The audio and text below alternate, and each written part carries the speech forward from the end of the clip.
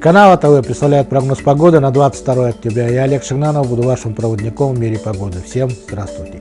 Партнер программы — Центр эндокринологии «Астра». Запись по телефону 21 79 33.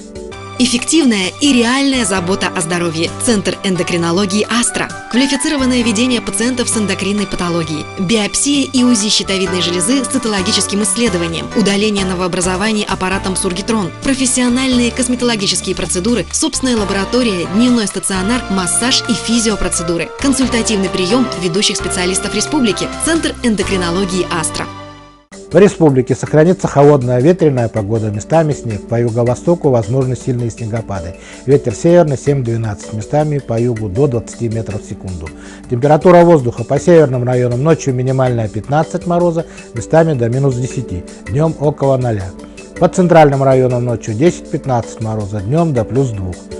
По южным районам ночью минус 13, по юго-западу до 22 мороза, днем минус 3. В городе Улан-Удэ ночью кратковременный снег, днем без осадков. Ветер северный 8-13 метров в секунду. Температура ночью минус 11, днем около 0. Атмосферное давление ночью будет расти, днем падать.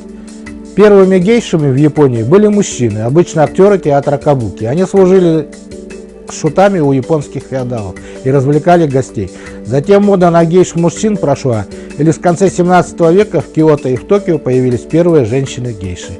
Это был прогноз погоды на Первом альтернативном. С вами был Олег Шигнанов. Хороша Маша, да не наша.